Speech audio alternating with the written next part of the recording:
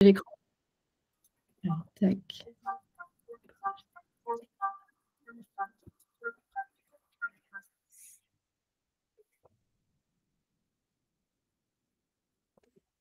C'est parti. Bonjour à tous ceux qui arrivent. Nous allons commencer pour ne pas prendre trop de retard. Et puis, c'est pendant l'heure de la pause déjeuner. Donc, je vais prendre la main et après, parce que je vais être mal polie, je vais me présenter d'abord. Et après, je te laisse te présenter, Franck. Alors, bonjour à tous. Merci d'être là. Je suis Élodie Chenol, donc je travaille dans le digital depuis un peu plus d'une quinzaine d'années maintenant. Je suis formatrice d'entrepreneurs dans des incubateurs. Je suis professeure en marketing digital dans différentes écoles. Je suis également hôte de 2 podcasts, Digital Feeling et Smart Conversation, un sur le marketing digital et un sur le management. Et récemment, j'ai eu la chance d'animer un atelier au Lean Startup Day avec Franck, où le thème était comment réaliser un design sprint boosté par l'intelligence artificielle. Ah, Franck, nous ne t'entendons plus. Attends, tu as le micro de coupé. Je disais merci Élodie. Moi, Franck Deban, alors je connais certains de vous pas mal. Effectivement, j'ai rencontré Élodie pendant le Lean Startup Day et on s'est dit qu'on allait travailler ensemble sur le processus d'innovation enrichi par l'intelligence artificielle. Moi-même, j'ai un parcours assez long, donc je ne vais pas tout détailler, mais les faits les plus marquants, c'est effectivement, j'ai amené le Lean Startup en France grâce à cette association, dont Nicolas Vérité, ici présent, nous a aidé aussi dans les jours, les premiers jours. Et puis, j'ai écrit un livre qui s'appelait Passer en mode startup, qui reprend le processus entrepreneurial d'innovation appliqué, et c'est un peu comme une recette de cuisine avec ce qu'il faut faire sur chacune des étapes. Et c'est avec tout ce background qu'on s'est dit qu'on allait regarder l'intelligence artificielle et qu'est-ce qu'on peut faire avec l'intelligence artificielle aux différentes étapes du processus d'innovation. Et c'est parti.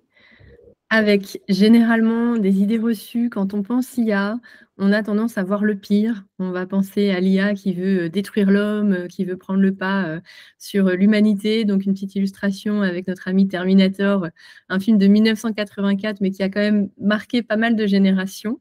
L'IA, heureusement, ce n'est pas que ça. Son objectif, effectivement, c'est de penser comme un humain. Heureusement pour nous, l'humain ne n'est pas que biais négatif ni méchanceté, mais plutôt comment aider à avoir une meilleure productivité, comment améliorer les réflexions. Et c'est vrai que c'est le thème du moment, on ne va pas se mentir, c'est dans toutes les conversations avec des consommateurs qui s'inquiètent de l'éthique et de l'impact humain. Et selon Forrester, les gens doivent apprendre et penser par eux-mêmes. L'IA générative n'est qu'un outil supplémentaire. Elle ne remplace pas la pensée, l'intelligence et les interactions humaines. Et ça, c'est important de le rappeler parce que l'IA, Albina nous le disait au tout début, elle a testé, elle était un petit peu déçue. L'IA, c'est vraiment ce qui va nous aider à aller plus loin, mais ça ne va jamais remplacer l'humain et la réflexion qui sera derrière. Et ce n'est pas son objectif. C'est un programme informatique, l'intelligence artificielle, qui vise à créer des systèmes capables de réaliser des tâches qui nécessitent normalement l'intelligence humaine. Aujourd'hui, nous sommes dans une phase où il y a beaucoup d'automatisation qui sont possibles avec l'IA. Il y a beaucoup de prédictions, il y a énormément de données, donc on va pouvoir l'utiliser de la meilleure façon possible pour synthétiser et produire beaucoup de données. Mais on est en train de passer des étapes, puisqu'il y a 3 types d'IA que je ne vais pas vous décrire ici, mais pour l'instant, nous en sommes au niveau 1. Et en fait, l'intelligence artificielle, elle est présente dans nos vies depuis des décennies. D'ailleurs, je me suis auto-spoilée. Je voulais vous demander, d'après vous, depuis quand existait l'intelligence artificielle? Si vous avez été rapide, vous avez déjà vu, mais bon. Vous l'avez vu? 84. Intéressant. Ça correspond à la date de sortie du film de Terminator. Ce ne serait pas déconnant. C'est un petit peu plus tôt que ça. En tout cas, en termes de termes, c'est 1943.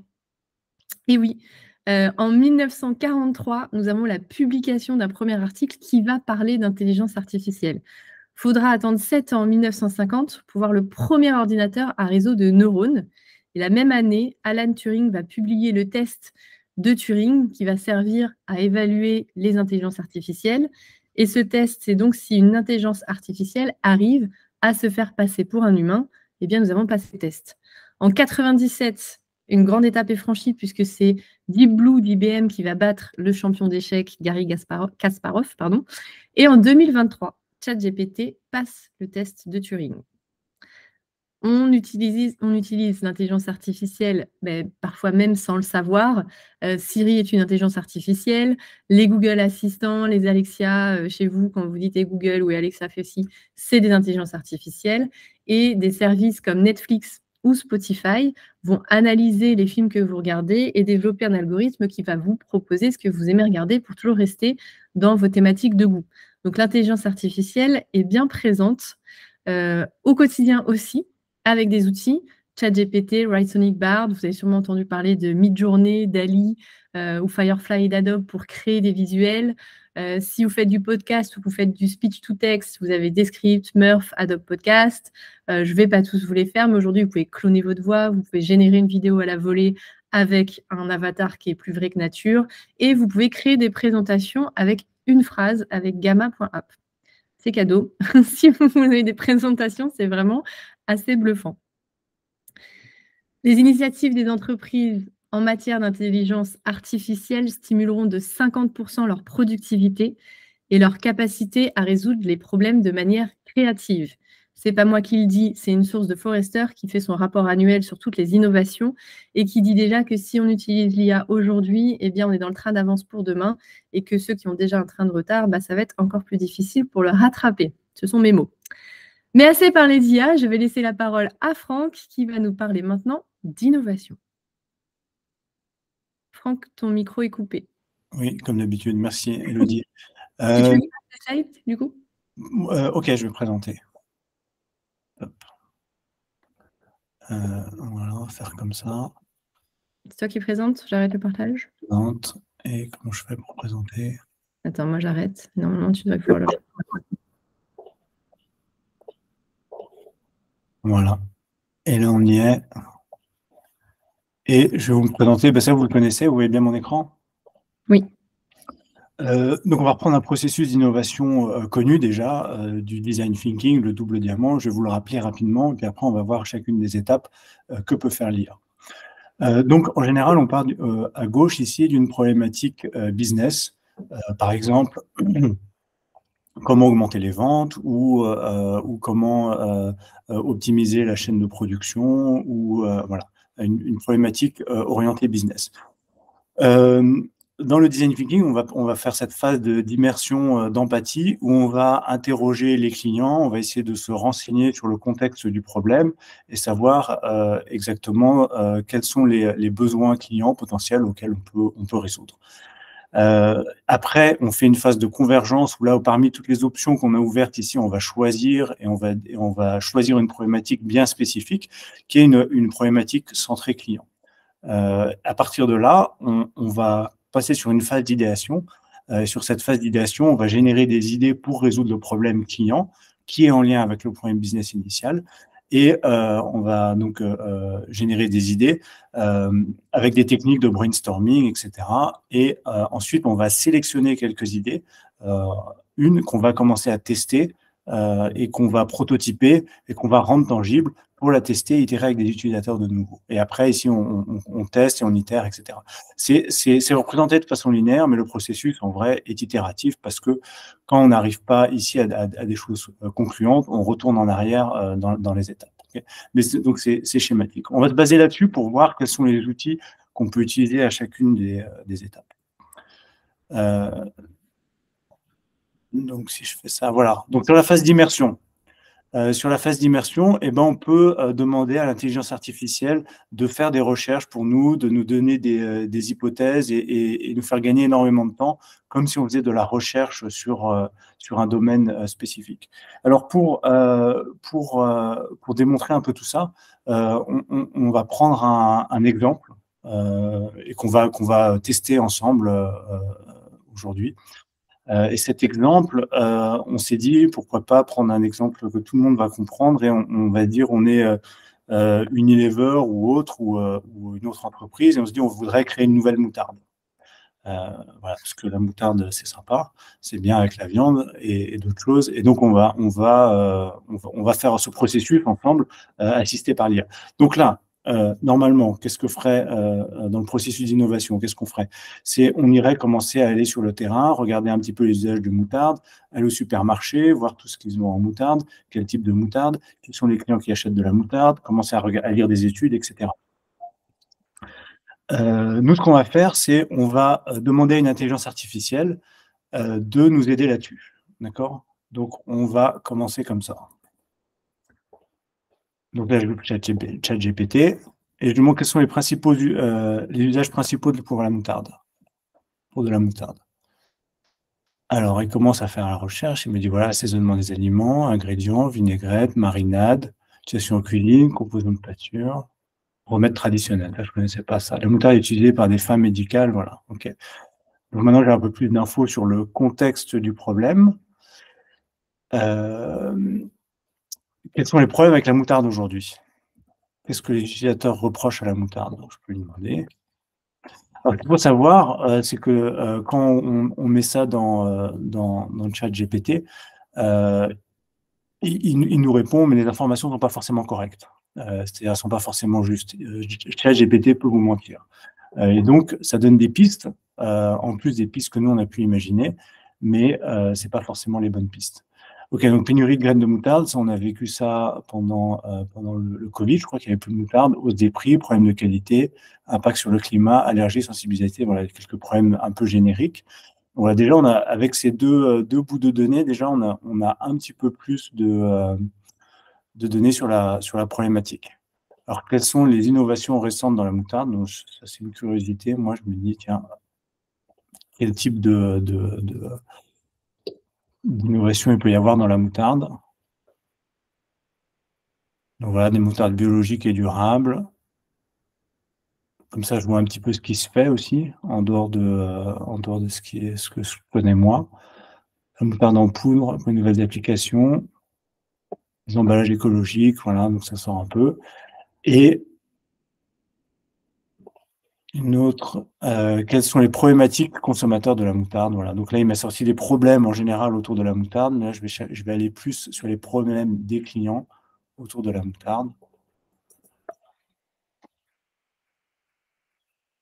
Alors, je trouve santé et nutrition, sont préoccupés de la teneur en sodium, les préférences de saveur. Donc là, on est sur les problématiques clients de manière spécifique, considération écologique, prix, disponibilité. Voilà.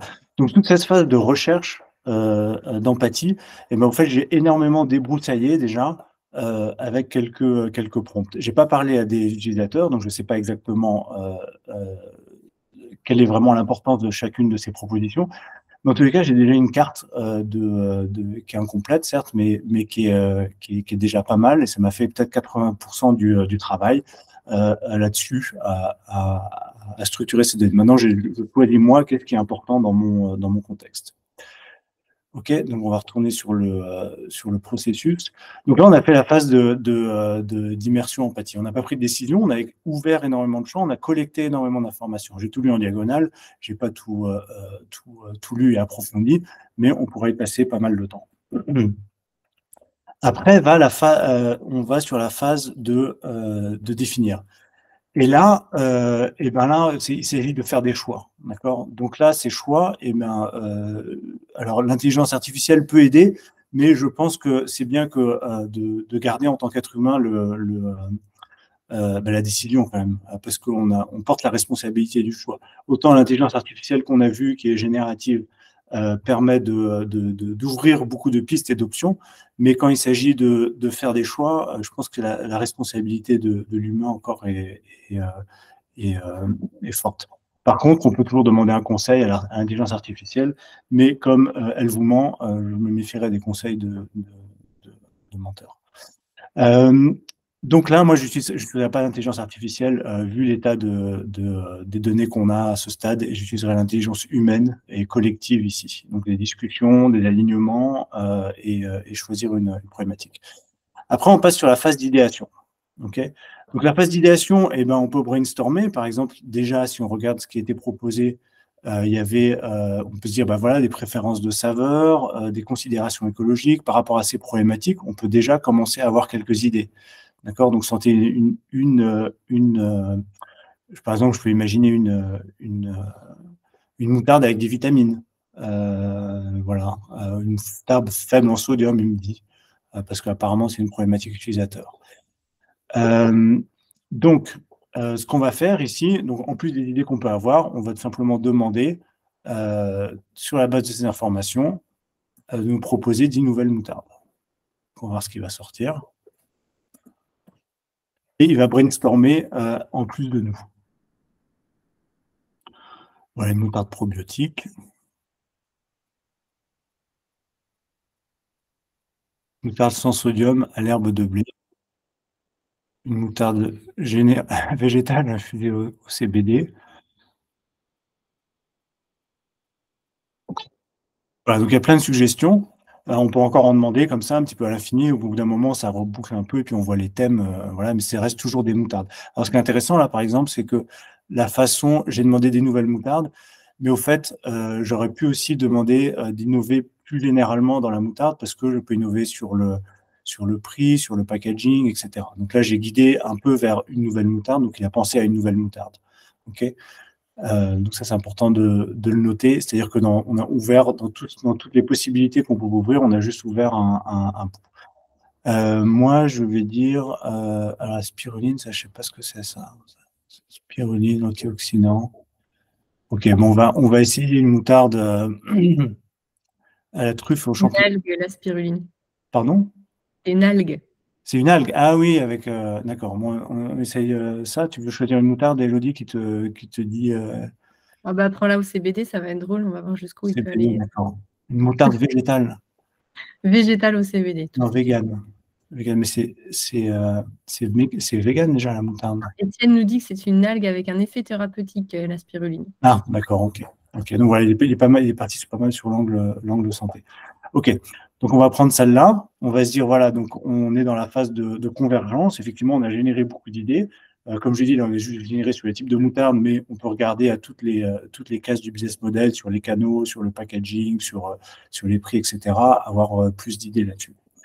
Ok, mais en tous les cas, il était force de proposition. Donc, on va essayer une moutarde au CBD dans notre phase de prototypage. Donc, on passe en phase de prototypage. Donc, prototypage, on a plusieurs choses à faire dans la phase de prototypage. On doit rendre ça un petit peu tangible et en plus, on doit tester pour permettre la sélection et l'affinage de l'idée, ça avec des utilisateurs. Donc, voilà quelques prompts qui vont nous aider dans cette démarche. Donc, je vais lui demander de me dessiner un croquis, voilà. Alors, dessine-moi un croquis de... Ah, donc là, hop, tu vas sortir. Et alors, souvent, on dit dans le design thinking, effectivement, on dessine son idée pour qu'elle soit, pour qu'on puisse, tout le monde la visualise de la même manière. Là, il va proposer une interprétation de cette moutarde, voilà. Et voilà, bon, bah, ça vaut ce que ça vaut. Hein, de toute façon, Il est très années 50. Hein. Ouais. Ouais. Il est très années 50 dans le design. On peut lui demander autre chose. Enfin bref, ça c'est la génération d'images, mais on a un premier jet du concept sur lequel on peut peut-être commencer à discuter et itérer en fait. On se dit, ah, bah, peut-être qu'on ne veut pas les feuilles de cannabis autour, on veut que ce soit plus vert, on veut qu'il y ait un positionnement un peu différent, parce que là c'est vrai que c'est un peu du côté vintage. Mais bon, voilà, on peut commencer aussi à récolter du feedback là-dessus. Donc, il fait une première version, on peut itérer là-dessus, bien sûr, mais ça rend l'idée tangible tout de suite, d'accord, sans avoir besoin de talent de graphiste. Après, bien sûr, on doit tester avec le client. Donc, on va lui demander quel serait le profil client idéal et donc, on a fait aussi.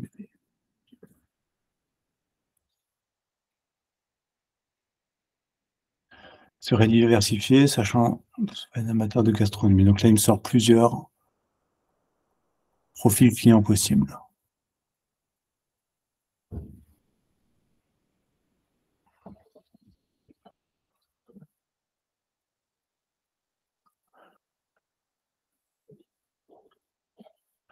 Donc, il est toujours dans le contexte. Par contre, là, mais il sort plusieurs segments possibles, en fait. Donc, moi, je dois me dire qui sont mes early adopters là-dedans.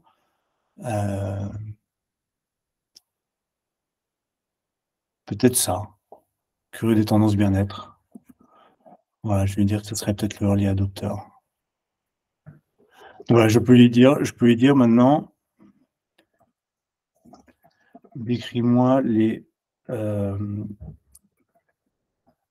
challenges et comment dire, challenges et problèmes vis-à-vis de la moutarde.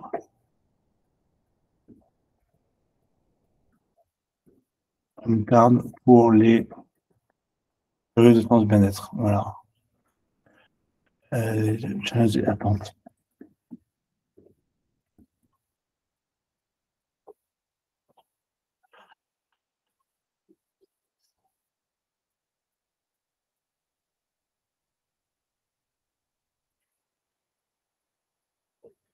Voilà, donc là, il va un peu plus loin. En transparente, label, innovation, impact environnemental, expérience utilisateur, ok. Bon, des choses qui sont un peu génériques, mais il en a sélectionné quelques-unes. Alors, après, c'est ce que j'avais demandé, les aspirations, les besoins, les problèmes. Okay. Après, maintenant, je vais prendre cette personne et je lui dire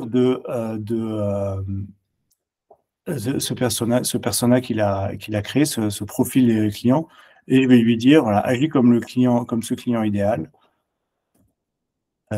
qui était donc comme ce client idéal curieux des tendances bien-être et répond à mes questions. Voilà, donc maintenant il se met dans le rôle du client que je cible et je peux commencer à l'interroger en fait. D'accord.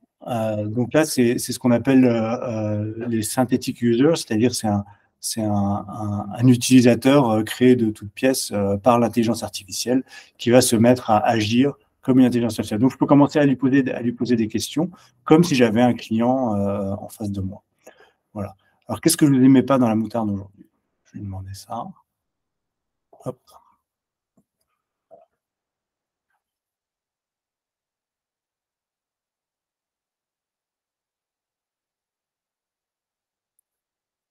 Voilà, il est le conditionnel. Voilà, donc je peux lui poser sur son expérience client aussi. Donc là, il répond un petit peu de manière encore très structurée. Voilà. Et quand avez-vous ces problèmes pour la dernière fois? Donc ça, c'est une question typique qu'on va faire en entretien. Et là, il va raconter une histoire.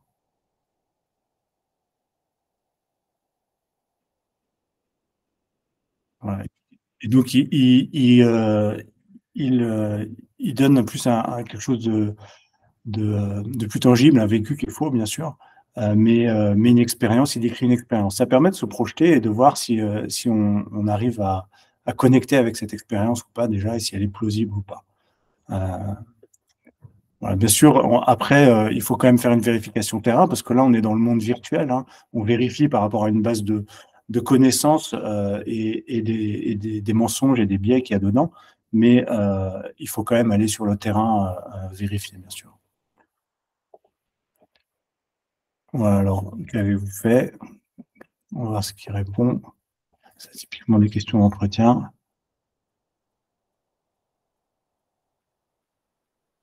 Ouais, il a cherché du passer du temps à chercher en ligne.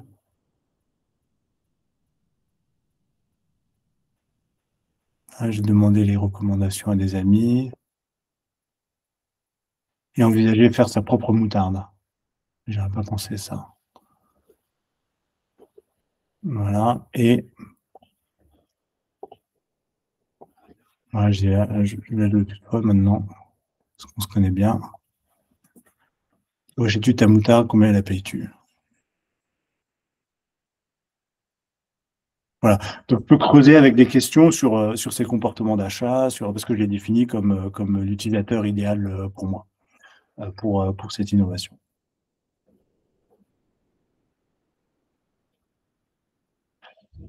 Voilà, on a vu pour le prototypage ce qui était au fait de rendre tangible un petit peu grâce à un dessin. Alors maintenant, je vais vous montrer juste en bonus une autre plateforme qui vous permet de faire ce qu'on appelle la landing page, tout simplement. Donc, je vais demander une petite description avec les bénéfices de cette moutarde. Voilà, elle s'appelait comment cette moutarde? C'était, je l'ai copiée, voilà, moutarde vegan. Et puis je vais faire une landing page qui permet de concrétiser la proposition de valeur. Alors, peux-tu me donner une description et les bénéfices de... Voilà.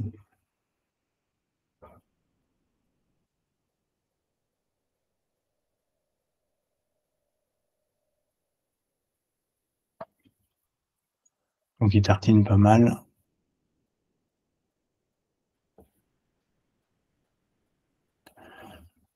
Bénéfices MD. Alors en général, il faut en mettre plus, faut pas tout mettre en avant, mais plutôt essayer d'être concis.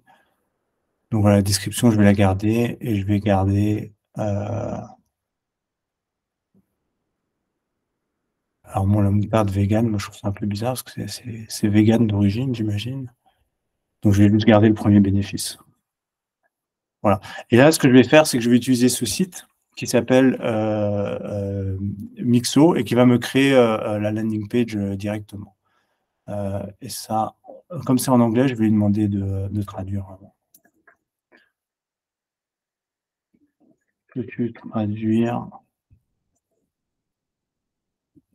ceci? J'ai fait un copier-coller. Je mets jusqu'au premier bénéfice, ça suffit.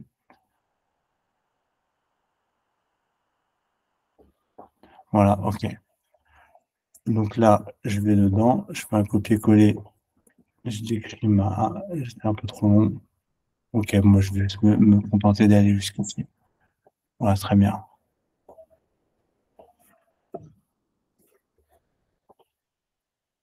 Qu'est-ce que je veux faire avec cette landing page? Je veux démarrer les conversations.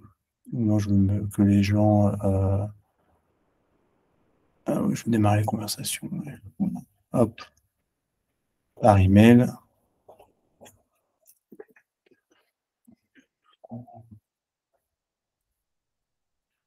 Voilà, je vais mettre un email.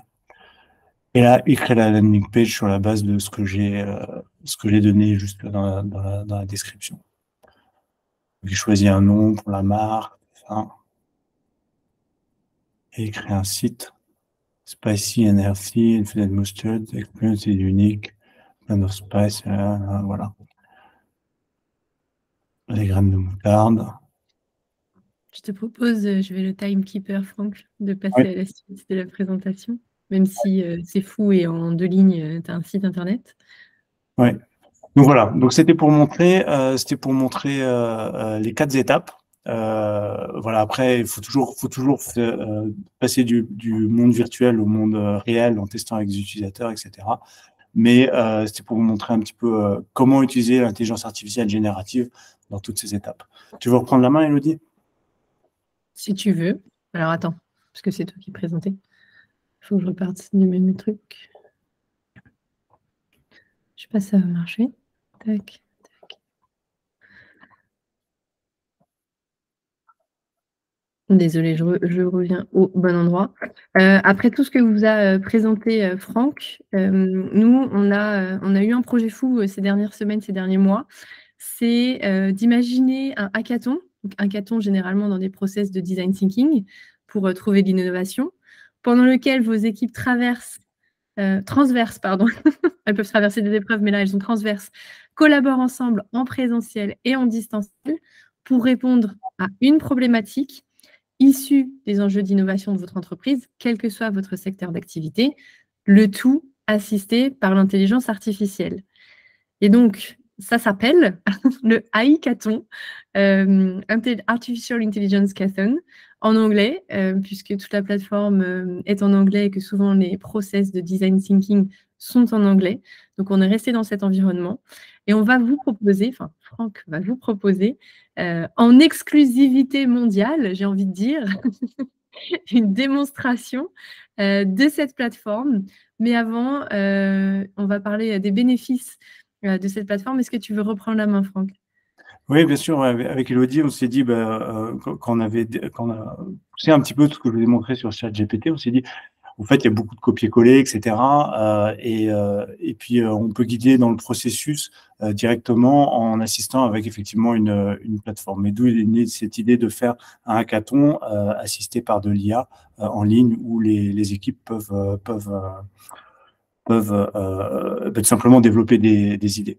Voilà, donc ça permet de faire un hackathon. Alors, l'IA ne fait pas tout, même elle ne peut ne rien faire, c'est-à-dire que tout le processus est là et la plateforme reprend le processus de design thinking que vous avez vu plus tôt. Donc, les équipes travaillent ensemble, chaque personne a un compte et elle se retrouve par équipe sur la plateforme. Après, l'IA, elle arrive sur les étapes exactement comme vous avez vu, sur la créativité, sur le design aussi, où elles peuvent faire les images. Et donc, elle arrive là à générer des idées, etc. Et puis, on s'est dit aussi que cette plateforme aussi, c'était bien parce que ça permet d'habituer les gens à utiliser l'intelligence artificielle. C'est-à-dire que c'est pas un bouton et c'est magique et ça se passe. C'est vrai que tout est intégré derrière avec les API, mais l'utilisateur peut aussi changer ses prompts et dialoguer directement avec l'intelligence artificielle. Donc voilà, ça c'est la plateforme qu'on a développée. Ça peut être pour compléter ce que tu viens de dire, ça peut être une approche d'acculturation avec l'intelligence artificielle des personnes qui n'ont jamais utilisé ChatGPT ou qui dans leur entreprise l'utilisent de loin ou pas.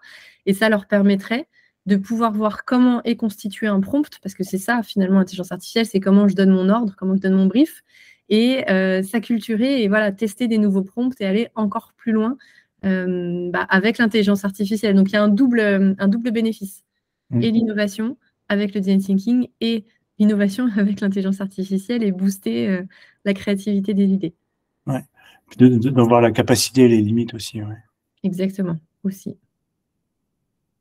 Ouais. Ah oui, pardon, c'est moi qui passe. Moi, j'attendais que tu passes, mais c'est moi.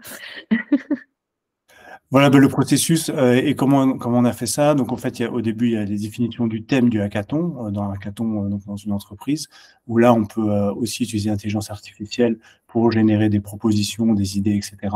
Après, vous avez vu la génération d'idées. On l'a testé tout à l'heure. Création de persona et des use cases aussi, un petit peu comme on a fait tout à l'heure. Après, on peut dialoguer avec la persona. Après, le prototypage du concept et de la proposition de valeur. Et puis après, le plan d'action aussi, c'est-à-dire que pour développer l'idée, l'intelligence artificielle peut proposer, en plus des actions qui sont fixées par l'équipe, des choses à faire. Et puis après, ça on ne vous l'a pas montré, mais avec Gamma, on peut créer des présentations de toutes pièces avec une intelligence artificielle. Alors, comme disait Elodie, à partir d'une ligne, mais aussi à partir d'un contenu plus poussé. Dans le processus d'un hackathon, je vous rappelle, on a un thème d'un hackathon, on a des équipes qui sont en compétition les unes par rapport aux autres et qui vont dans ce processus d'exploration, de construction d'un nouveau service ou de résolution du problème en tout cas.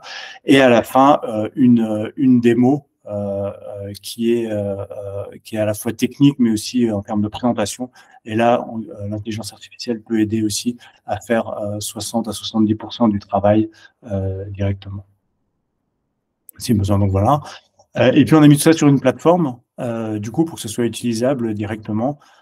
Et comme je disais, voilà, donc la plateforme reprend les étapes et puis les outils sont intégrés dans la plateforme, l'IA, et on peut ne pas utiliser les outils, mais on peut les tester. Donc voilà, pour la génération d'idées, les personas, le concept, la proposition de valeur, recevoir du feedback sur le concept, le plan d'action, et puis faire sa présentation aussi. Et voilà, et on peut vous faire une démo sur demande. D'accord. On a, mince, j'ai oublié ce que je voulais dire. Non, je pense on a fini notre bout de présentation, et puis c'était plus à voir si vous avez des questions, des remarques, des réflexions. On prend toutes les questions là. C'est un FAQ général parce qu'on sait que l'IA interroge, on sait que l'innovation interroge, on sait que le process de design thinking avec l'intelligence artificielle, c'est complètement novateur. On aurait pu vous faire un Slack avec tous les outils d'IA et dire débrouillez-vous. On a préféré partir sur une plateforme où tout était intégré pour une facilité d'usage. Voilà, si vous avez des questions, c'est maintenant. On serait ravis d'y répondre. Ou des remarques. José, vous avez levé la main. Il applaudit, José. Oui, la démo était faite. Voilà. Ouais. Qu'est-ce que tu en as pensé, toi? Tu trouves que c'est pas mal? Tu trouves que c'est un peu trop synthétique? Non, c'est la démo est chouette, et puis ce que vous évoquiez pour aider des gens à s'approprier les mécanismes d'IA, comment l'utiliser, et puis pour phosphorer dans certaines phases de lancement de projet, c'est chouette. Alors, il y a Sophie qui nous remercie, donc merci Sophie.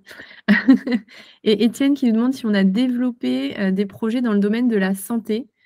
J'ai envie de répondre que, en fait, ce projet peut s'appliquer absolument à tous les domaines. Là, tu peux mettre un hola Franck. Mais pour moi, le hackathon en innovation, il peut très bien concerner la finance, comme l'environnement, comme la santé, en fait.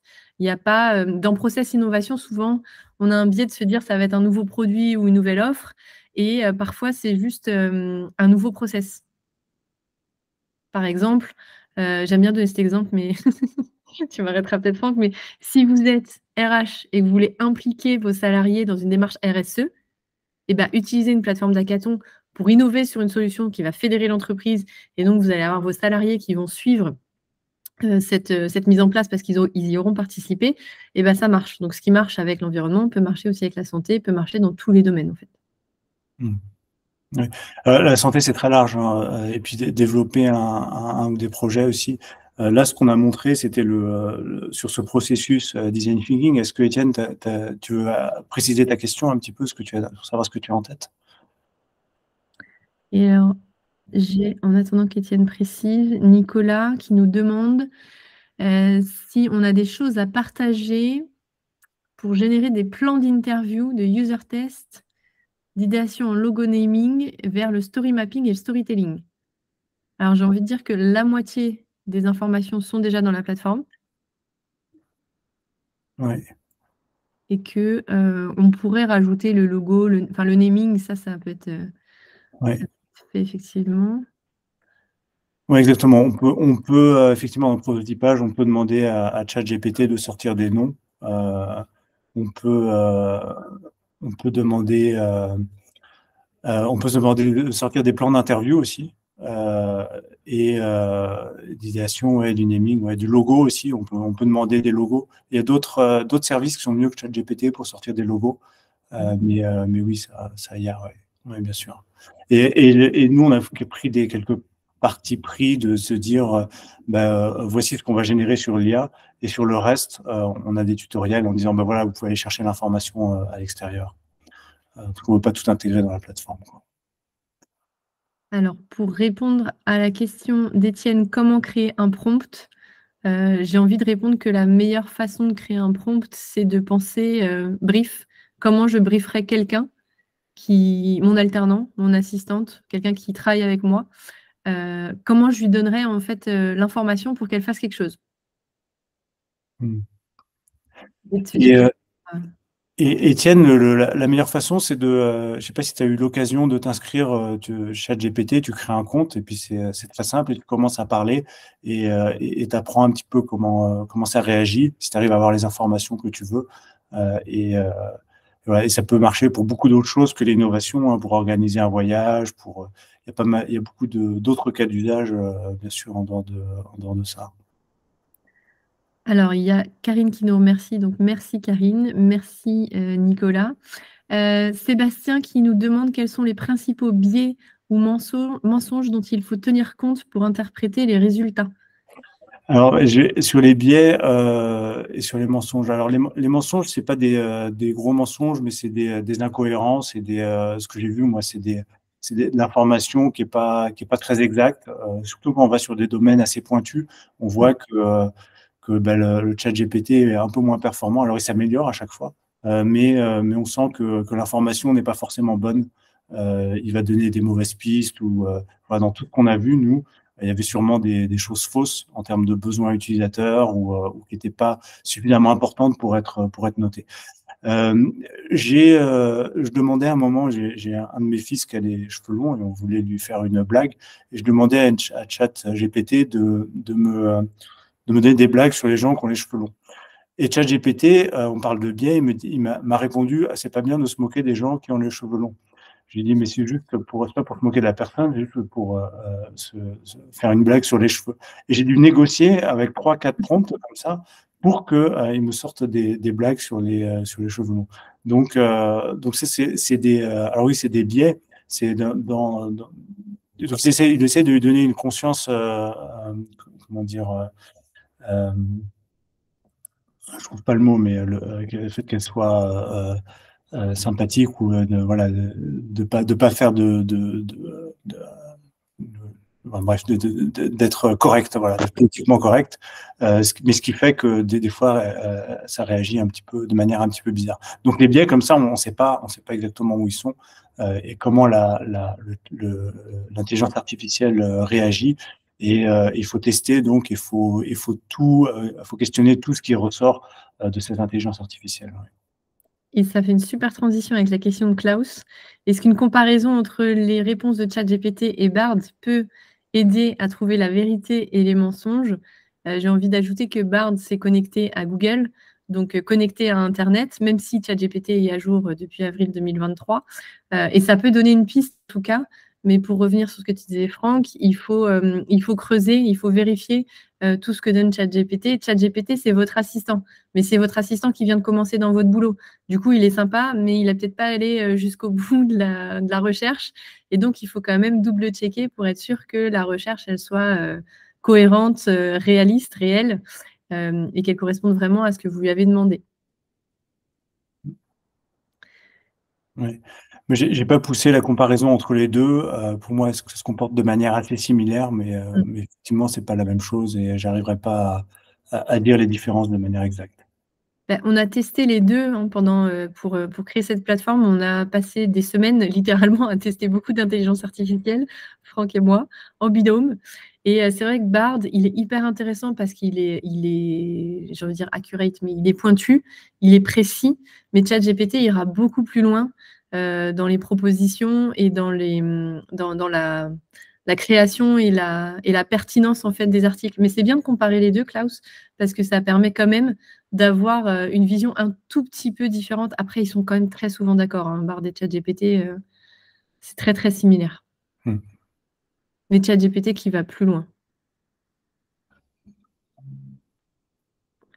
Est-ce qu'il y a une dernière question? Et après, on vous laisse partir à votre bureau, à vos réunions. Ben, en tout cas, merci à tous. Merci Étienne, merci Klaus. Si vous avez d'autres questions, évidemment, vous avez nos emails. Si vous voulez une démonstration, vous avez nos emails. Donc, elodie@forwardpartners.com ou franck@forwardpartners.com pour avoir plus d'informations. Et sinon, un grand merci à vous d'avoir été là. Un grand merci, Franck, pour tes démonstrations. Ben merci à vous, merci pour votre participation. Et puis, j'espère que ça vous lance un petit peu si vous n'étiez pas déjà sur l'intelligence artificielle. Au moins, vous créez votre compte ChatGPT, commencez à tester si vous n'avez pas déjà eu cette curiosité. Et voilà, c'est une espèce de révolution qui nous arrive dessus à 200 km/h. Mais il faut l'ouvrir, regarder ce qui se passe et il y a plein de choses à apprendre et Et voilà, ça va être le monde de demain qui arrive super rapidement. Merci et bonjour à tous ceux que je connais aussi. À bientôt.